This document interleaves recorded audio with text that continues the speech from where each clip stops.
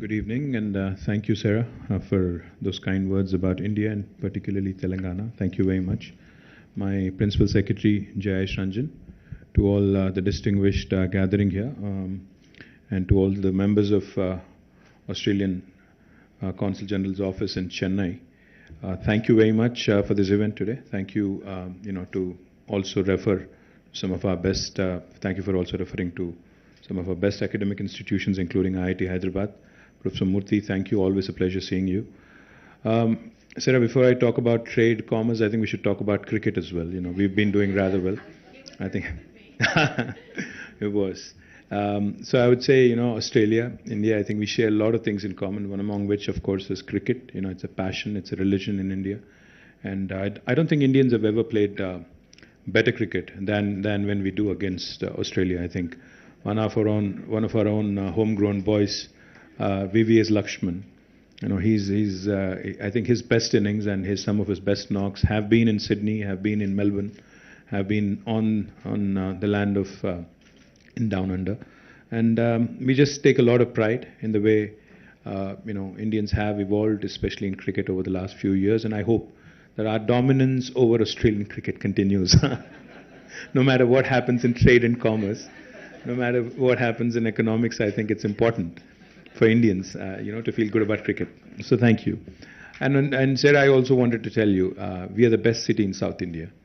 So since you're in Hyderabad, you mentioned Bangalore and Chennai, which are of course also close to my heart. But I think, not me, but Mercer keeps telling every year from 2015 onwards till now, for the last 5 years in a row, that Hyderabad is a city among all Indian cities, not just South India, as the city with the best quality of living. So therefore, you should seriously consider setting up a Consul General right here in our city, because you have the United States, whose Consul's office, in fact, issues the largest number of visas in the entire world, not India. In fact, student visas from Hyderabad are the highest in the world for the United States. I'm pretty sure that UK is not very far behind, and we have a shared history with UK, as we both know. So I would suggest very strongly, and I see Michelle here as well, looking after trade, and we had met recently as well.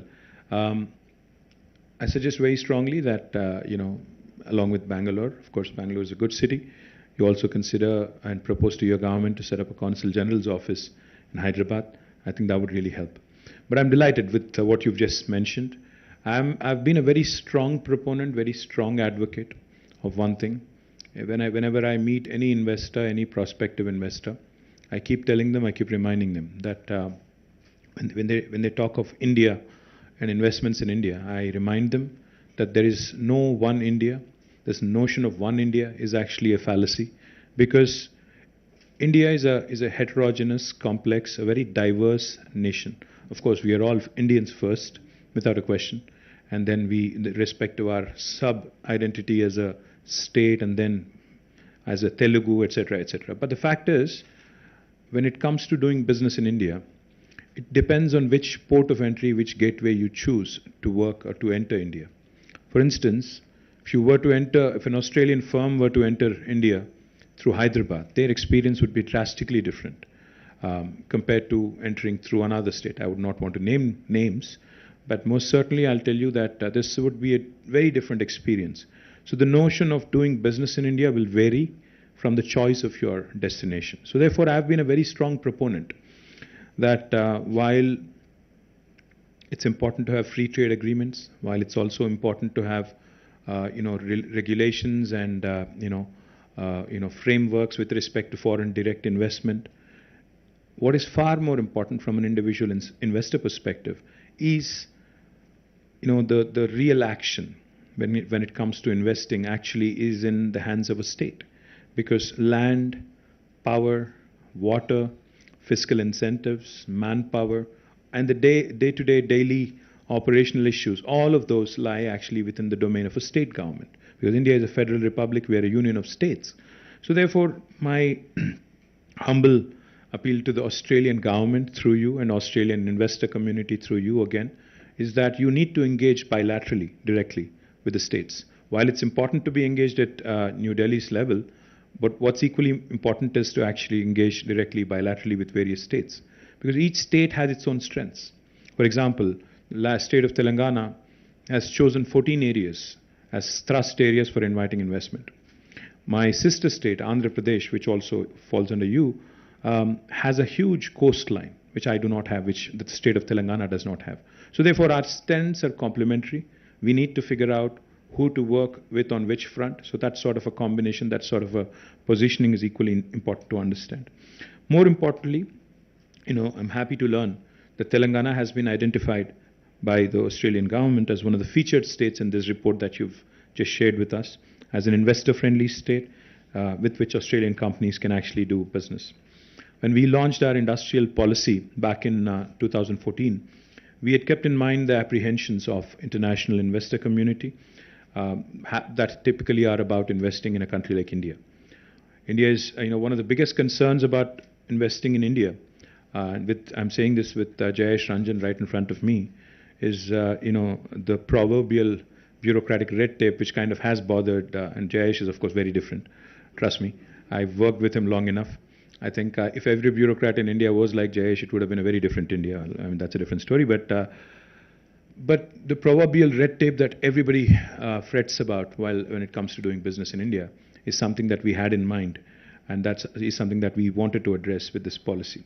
So the industrial policy that we brought in 2014 confers upon the investor a right to self-certify, which no state in India will actually offer you. An investor can actually self-certify themselves and as being in compliance with the law of the land, stating explicitly that they will abide and they will basically follow whatever law is that is laid out for an investor into the country and into the state.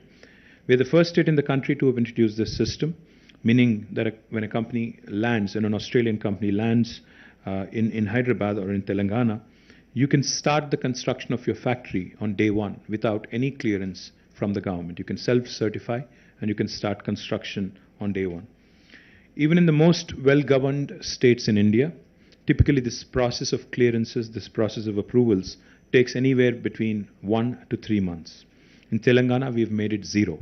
There is no lag time. You can start on day one. Not only does it save on time and cost, it also guarantees a hassle-free experience of working autonomously and anonymously in the state. Only for regulatory purposes, of course, we ask that the investor file an application online outlining the details of their project.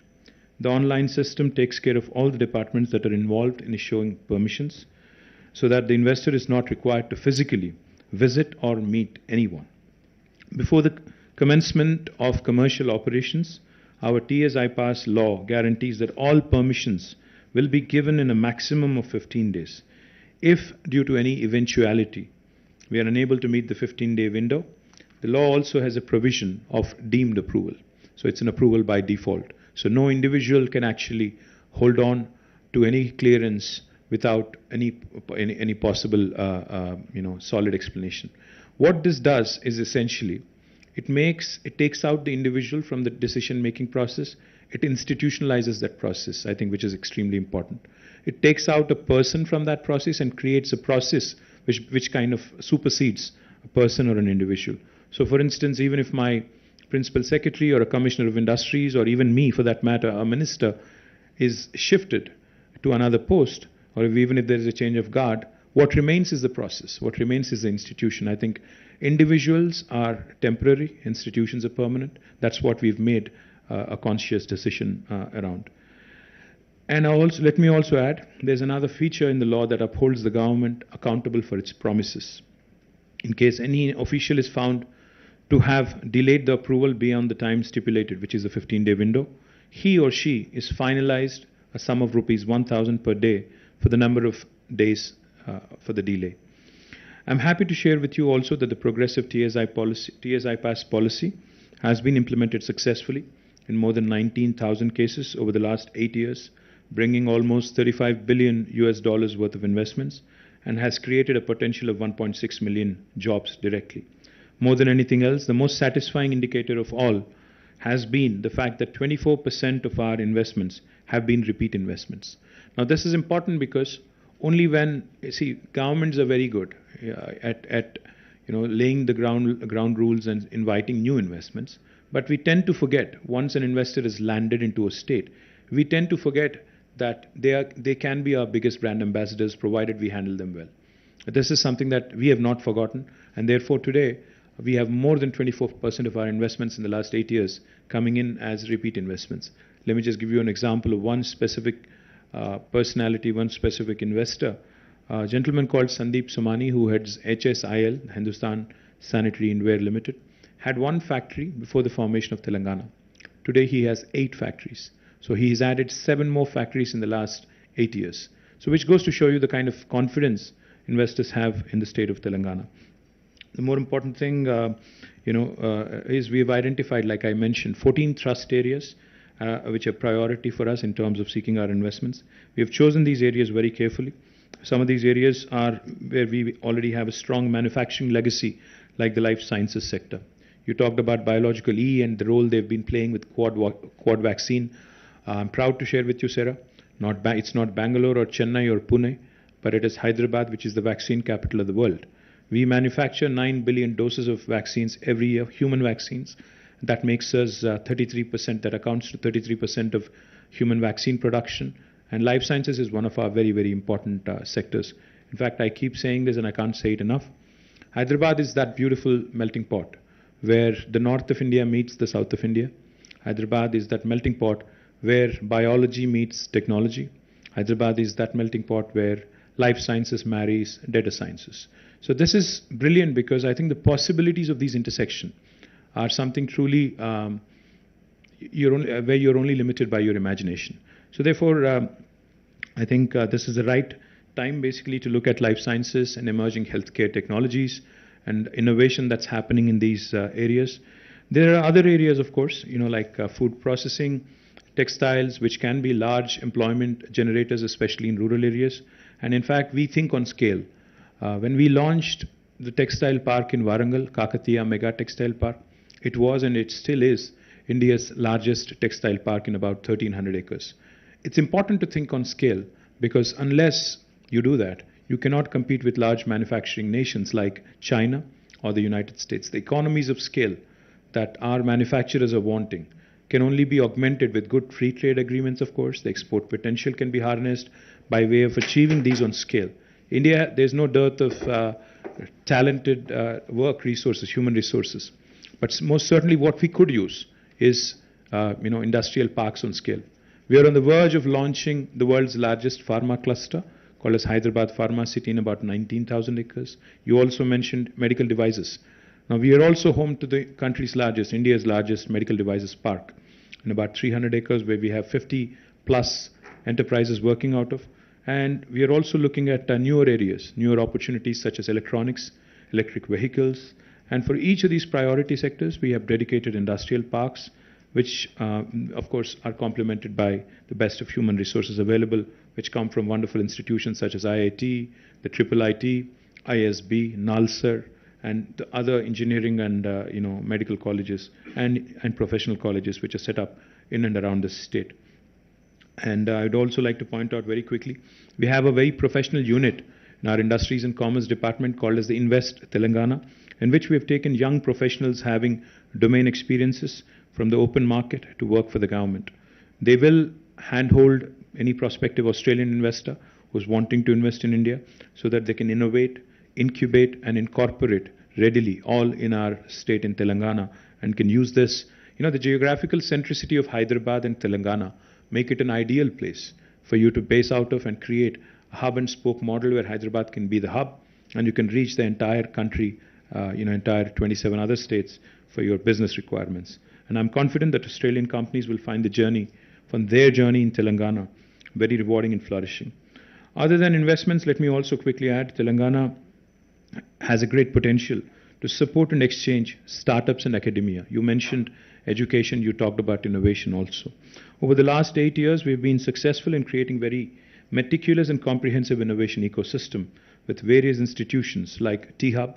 In fact, on the 28th of June, Sarah, we are launching the world's largest technology incubator called as T-Hub, the phase 2 of it, in about 370,000 of square feet of physical space. We invite you and Australian ambassador as well, of course, to come and join us for this momentous occasion. We also have VHub, which we have alluded to and which is headed by Deepthi here. VHub has been a great partner to the Australian government. We had your High Commissioner here, who was also kind enough. Barry was here. He had supported us in our various initiatives. T-Works, again, India's largest prototyping facility, will be unveiled soon. Telangana Academy for Skills and Knowledge, TASK, is an important institution for us to harness the wonderful talent that we have in Telangana. TSIC, the Telangana State Innovation Cell, with a Chief Innovation Officer, is again an enterprise that believes in catching our youngsters at a very young age and grooming them as potential entrepreneurs. Now, RICH is the last institution that I'll mention, Research and Innovation Circle of Hyderabad, which basically tries to bring about a synergy between the academia, the wonderful institutions we have. We have wonderful scientific labs we have in Hyderabad, such as the CCMB, IICT, CFTRI, we have NGRI, we have several others, NIN. All of these, working in tandem with industry is what makes the ecosystem very special. Many young entrepreneurs have received incubation and acceleration support through these institutions, and today they're already, they're ready to deploy products and solutions that can work in Australia quite well as well. Innovation has to be a two-way street. We have to have young innovators from India exploring down under in Australia, and vice versa. We want Australian innovators and youngsters to come to India to explore the large Indian market, and we can facilitate that through the gateway of Telangana. At the same time, like I said, we would love to see more and more collaboration between Australian institutions, academic institutions, and Indian Telangana's brilliant educational institutions. We're working on certain plans to set up a world-class life sciences university. In fact, the last 10 days, I was in UK, and I was also in Davos at the World Economic Forum. We've had the privilege of interacting with academicians and top-notch research scholars, both at Oxford and King's College in London. In fact, King's College has come forward and they have entered into a memorandum of understanding with us on the Life Sciences University. We already work with Cranfield University of United Kingdom on the aviation ecosystem. So we are always looking for partners who can potentially come forward, partner with the local government here, and establish a truly world-class institution which can offer more and more opportunities to our youngsters. So we look forward again to identify suitable partners from Australia. We've had a preliminary discussion when we were here about 15 days ago with Michelle and a few of your other colleagues who are here from Australia. And I'm once again, of course, looking forward to more and more collaboration on the education front. We are delighted once again, and we thank you. I thank you on behalf of my government for having identified Telangana as a prospective and a state with good potential to do business in India. I would request, of course, you to consider organizing some more webinars for our entrepreneurs, because I see FITAPSI and others among the gathering here. I would request you to work with our team here, our entrepreneurial ecosystem here, to organize more of these events so that they familiarize themselves with the various opportunities in Australia, and look forward to more road shows as well, so that we can actually have our entrepreneurs talk and interact directly with their Australian counterparts. Thank you once again for visiting Hyderabad, but I would rather have you stationed here and open a consul's office. Thank you. Jai Telangana, Jai Hind.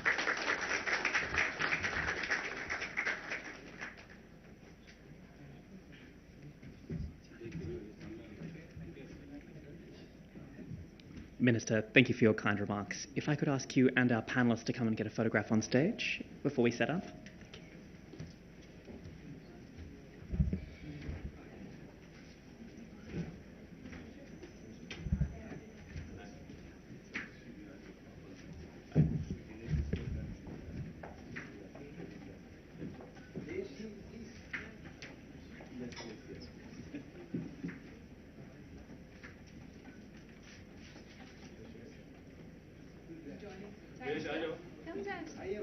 Don't play hard to get.